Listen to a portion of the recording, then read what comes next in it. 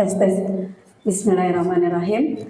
Selamat siang Bapak dan Ibu guru semuanya, Bapak Ibu, orang tua murid.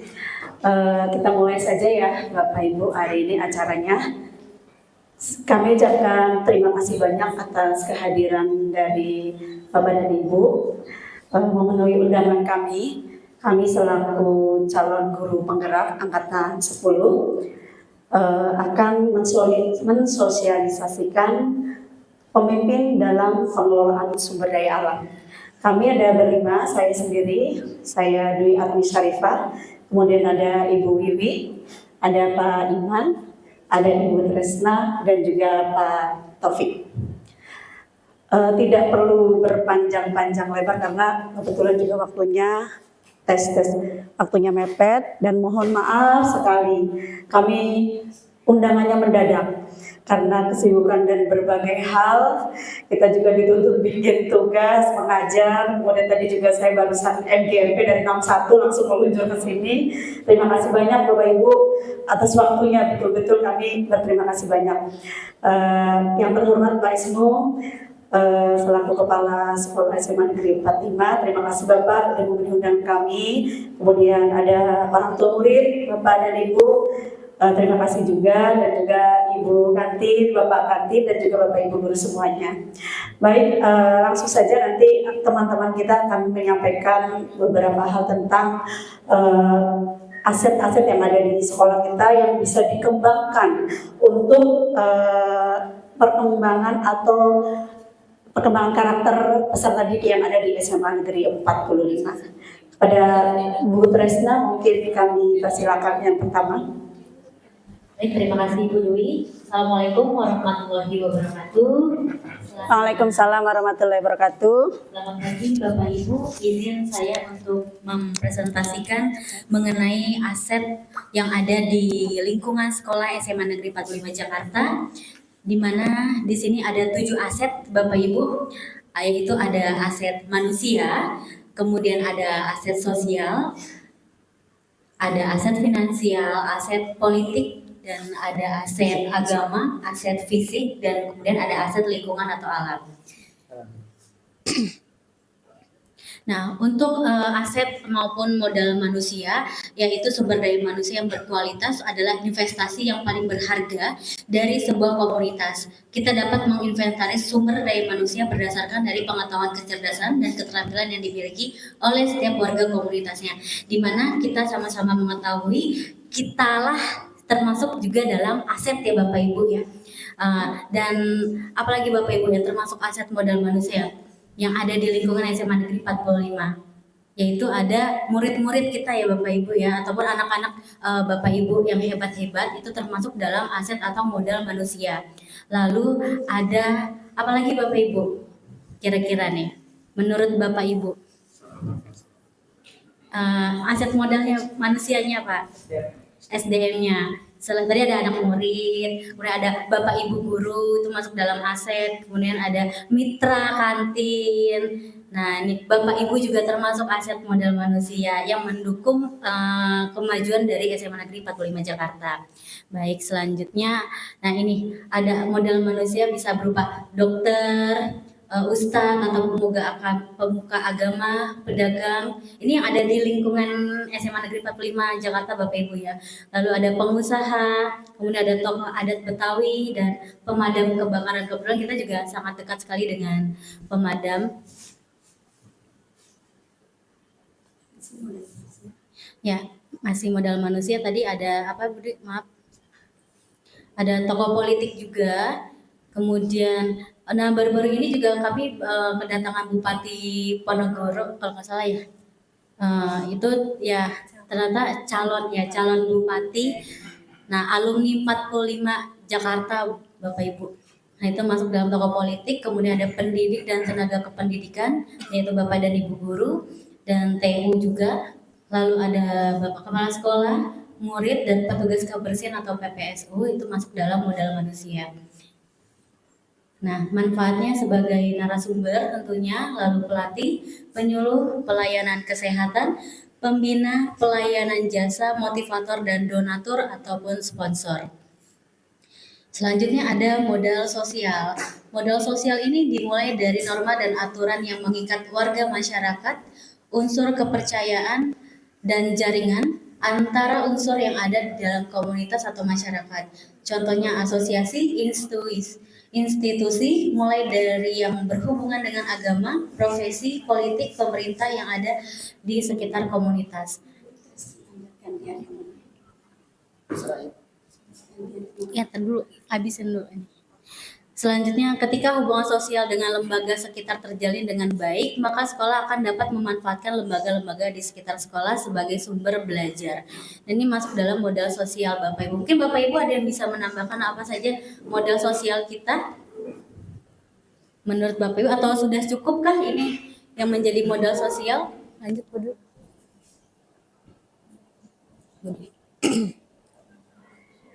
Bu Dwi, lanjut.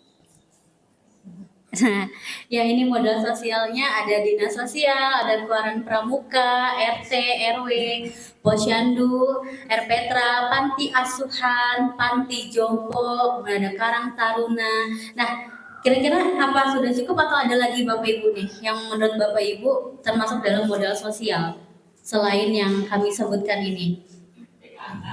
PKK, oke, terima kasih. Nah, ada lagi Bapak Ibu? DKM Masjid. DKM Masjid, terima kasih Bapak.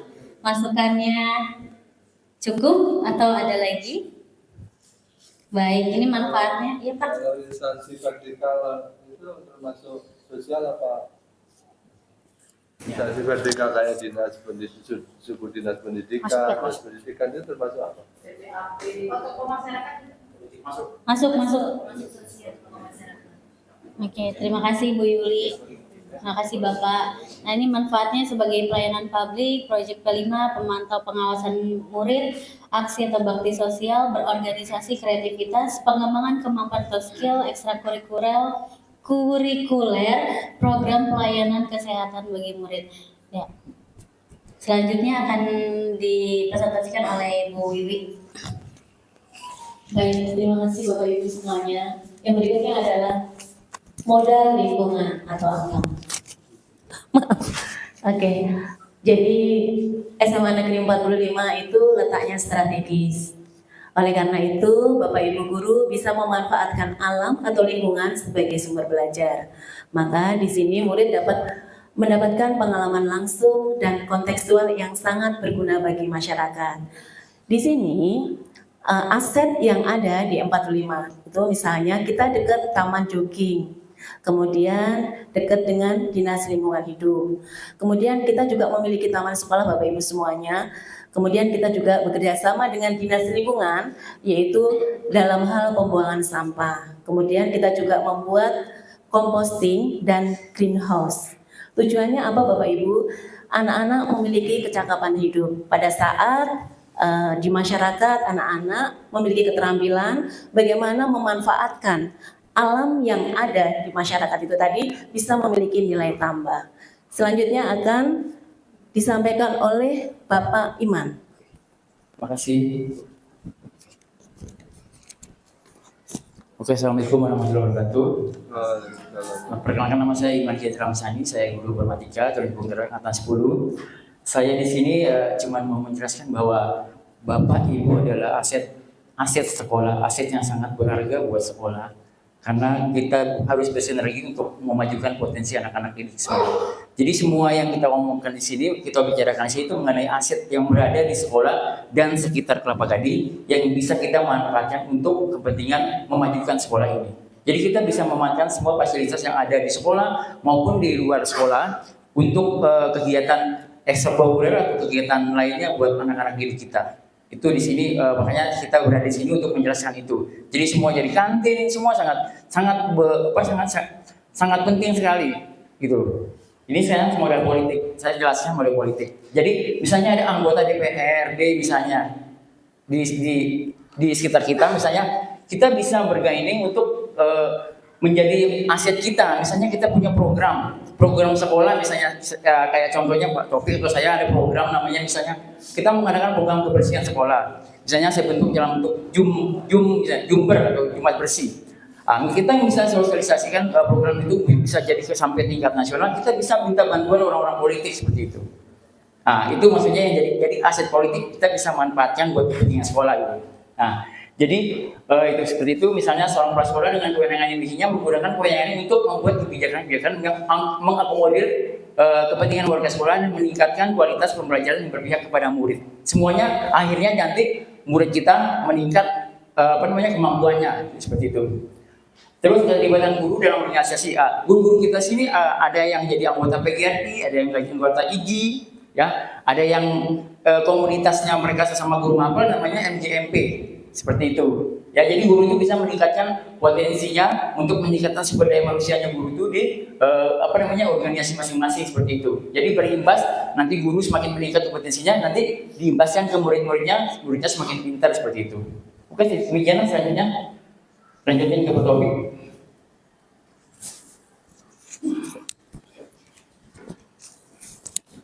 Ya, terima kasih Pak Iman. Assalamualaikum warahmatullahi wabarakatuh. Bapak Ibu, mohon izin juga ingin menyampaikan terkait dengan aset-aset apa saja yang dimiliki. Tadi sudah dijelaskan mengenai ada aset sosial, aset politik, aspek tadi? Bu? Modal manusia. Manusia gitu ya, dan seterusnya ya. Nah, selanjutnya kita akan masuk ke modal fisik Bapak Ibu. Aset fisik itu apa sih? Aset fisik itu adalah contohnya bangunan yang bisa digunakan untuk pembelajaran di kelas atau lokasi untuk melakukan proses pembelajaran di kelas.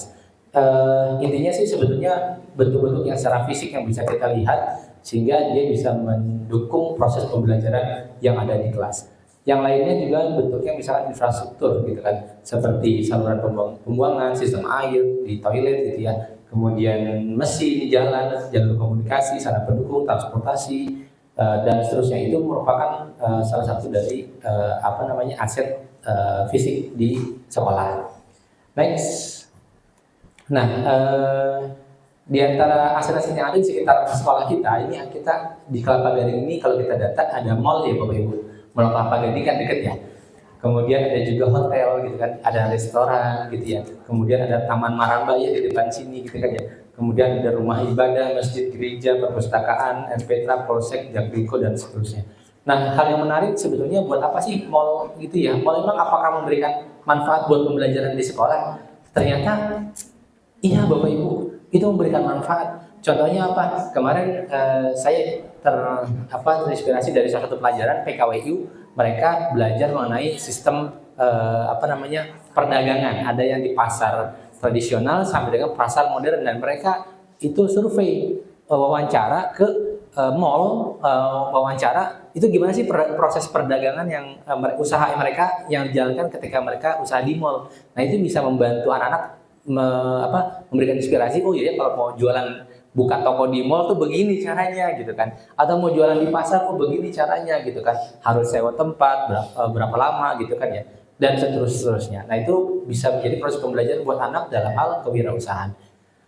Next, modal fisik yang berikutnya kita juga ada damkar di sini. Jadi pemadam kebakaran itu bagiannya banyak ya, bisa modal fisik, bisa modal sosial, bisa juga modal politik juga gitu ya. Ada juga puskesmas yang bisa membantu kita kalau misalkan ada anak-anak kita yang sakit, kita bisa segera rujuk ke rumah sakit.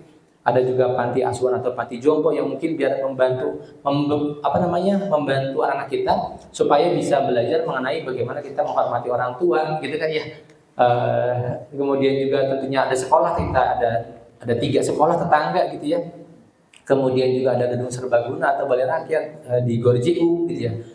Dan juga kantor-kantor pemerintahan setempat. Lanjut, ya ini contoh yang ada di bangunan yang ada di sekolah kita ya Bapak Ibu. Kita punya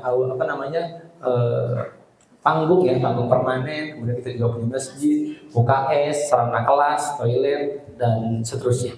Ya, lab juga termasuk koperasi gitu ya, pojok baca di kelas dan seterusnya. Lanjut. Ya, baik. Selanjutnya saya serahkan ke Bu Dwi untuk menjelaskan mengenai modal agama dan budaya.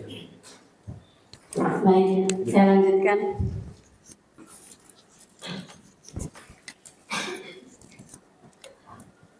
Baik, saya lanjutkan yaitu modal berikutnya yang ada di sekolah kita dan juga sekitar sekolah kita, Bapak Ibu, yaitu modal agama dan budaya.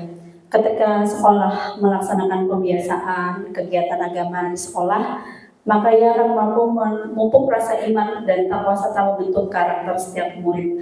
Nah, ini modal agama itu sangat penting ya Bapak dan Ibu ya. Dengan agama yang baik, dengan keyakinan yang baik, insya Allah modal-modal anak itu akan tumbuh dan berkembang dengan baik. Lanjut. Kemudian ini contoh modal agama dan budaya yang sudah terlaksana dan sudah menjadi kebiasaan di sekolah 45, yaitu ada rohis, kegiatan rohis, dan juga setiap pagi ada kegiatan tadarusan dan juga ibadah bagi yang non muslim ya, itu sudah dari setengah 7 sampai jam 7:15. Kemudian di saat jam istirahat kedua juga ada ibadah siang dan juga ada sholat zuhur berjamaah. Jadi kita tanamkan agar anak-anak memiliki karakter religius. Selanjutnya manfaatnya pasti dalam bidang keagamaan dan juga pembinaan karakter, dan yang diminta oleh pemerintah itu P5 harus punya iman dan takwa, gotong royong, kreatif, dan juga berpikir kritis. Next. Kemudian ada modal finansial, ada yang mulai. Modal finansial yaitu keuangan yang ada di sekolah, yaitu dukungan keuangan yang dimiliki oleh sekolah yang dapat digunakan untuk membiayai proses pembangunan dan kegiatan sekolah. Ketika sekolah mampu mengelola BOS dengan skala prioritas, maka keuangan sekolah tidak akan minus. Koperasi dan kantin sekolah juga merupakan aset finansial yang dapat dimanfaatkan dengan baik. Contohnya modal finansial yaitu aset dari BOS dan BOP, money changer, bank, koperasi, pasar, sekitar kita ya Bu, mall, warung, UMKM, Pegadaian, Sedayu City Club Pegadaian, dan pom bensin. Nah, manfaatnya dari finansial itu kita mengenal mata uang, belajar simpan pinjam, ada program juga P5 ya, kreativitas. Kemudian pelatihan ekonomi, program gemar menabung, dan literasi dan numerasi. Baik, ini adalah foto-foto kegiatan yang mungkin sudah berjalan ya. Kita koordinasi, kami dari CGP Angkatan 10 selalu berkoordinasi dengan Bapak Kepala Sekolah dan juga Bapak Ibu Guru, dan alhamdulillah hari ini bertemu dengan para orang tua dan ibu-ibu kantin semuanya ya. Demikian, ini adalah aset-aset yang bisa kita kembangkan untuk meningkatkan prestasi anak-anak didik kita semuanya. Baik, Ibu, kami tadi boleh dari awal Pak, tadi dari tujuh aset yang ada di sekolah, mungkin ada yang mau berdiskusi atau sharing Bu, atau memberikan masukan, boleh nanti penambahan untuk materi kami gitu. Dari aset-aset mungkin ada yang dari kami belum terlihat nih, sebenarnya ini bisa dikembangkan nih, bisa juga nih buat SMA Negeri 45 dan juga para siswa semuanya. Tanya jawab atau memberikan masukan tadi. Ya, baik. Terima kasih. Yang terhormat Pak Ismu, Kepala Sekolah dan juga Bapak Ibu pengajar. Ini satu program yang menurut saya juga baru tahu ada program ini, dan ini menarik buat saya. Karena kebetulan mohon izin Bapak Ibu sekalian, saya juga dalam konteks saat ini sedang melakukan penelitian tentang pemilahan sampah. Jadi saya lihat tadi dari paparan yang disampaikan oleh Bu Dwi dan tim sangat luar biasa. Jadi boleh dibilang kehadiran saya sebagai aset sosial juga nih Bu ya. Jadi saya sangat mengapresiasi, tidak ada pertanyaan tapi hanya mengapresiasi yang disampaikan oleh Bapak Ibu sekalian. Karena kalau saya dari sudut pandang mahasiswa ilmu lingkungan, bumi kita saat ini sedang tidak baik-baik saja. Jadi artinya salah satu yang bisa mencegah terjadinya pemanasan global dan perubahan iklim adalah bagaimana kita bisa mengelola sampah di tingkat pertama. Jadi sebelum sampah itu disampaikan, ditransportasikan ke TPS atau ke TPA pada akhirnya, diupayakan ada pengelolaan sampah yang baik di tingkat pertama. Dalam hal ini konteksnya sekolah. Kalau Bapak Ibu bisa melaksanakan itu di rumah, itu juga baik.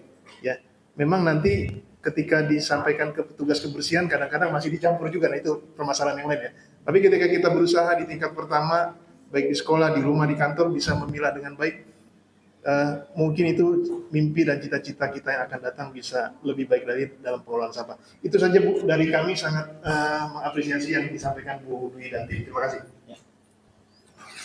Terima kasih Pak, luar biasa sekali Pak. Ini Pak masukannya Pak. Jadi kebetulan di sini Pak Taufik dengan Bu Dwi juga aktif untuk mengelola sampah di lingkungannya masing-masing. Mungkin Pak Taufik bisa kasih pendapat, masukin Bapak.